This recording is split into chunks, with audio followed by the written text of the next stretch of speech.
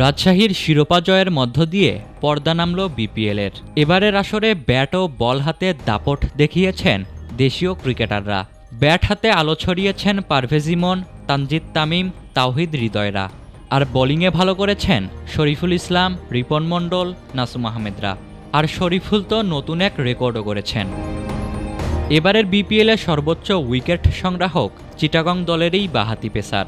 ফাইনালের আগে অবশ্য তাসকিনের এক আসরে সর্বোচ্চ উইকেটের রেকর্ডের সামনে দাঁড়িয়েছিলেন তিনি। রেকর্ড ছুঁতে প্রয়োজন ছিল 1 উইকেট, আর তা নিজের করে নিতে দরকার ছিল 2 উইকেট।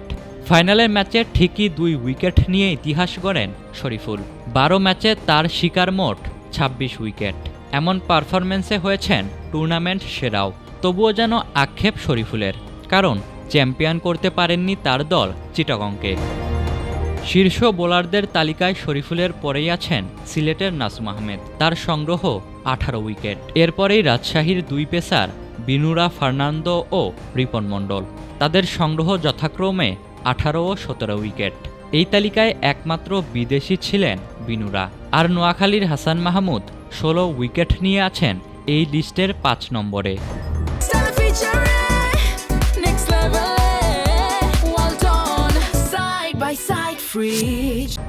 অন্যদিকে ব্যাটিংয়ে সবচেয়ে ধারাবাহিক ছিলেন সিলেটের পারভেজ ইমন। 12 ইনিংসে 395 রান করে তিনি সর্বোচ্চ রান সংগ্রাহক।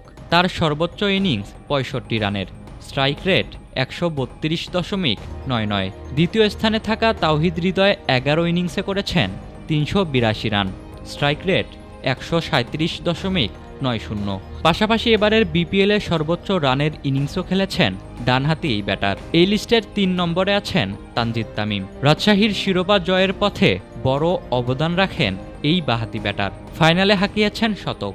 আর অন্যদিকে এবারের আসরে 13 ইনিংসে তিনি করেছেন 356 রান। এই লিস্টের 4 নম্বরে রাজশাহী অধিনায়ক নাজমুল শান্ত। এবারের বিপিএল আসরে 4টি শতক হয়েছে, যার প্রথমটি এসেছে শান্তর ব্যাট থেকে। বিপিএলের দ্বাদশ আসরে 13 ম্যাচে 135.49 স্ট্রাইক রেটে তিনি করেছেন 355 রান। এই তালিকায় শীর্ষ 5-এ একমাত্র বিদেশি ছিলেন ডেভিড মালান। রংপুরের এই ব্যাটার 9 ইনিংসে করেছেন 300 রান।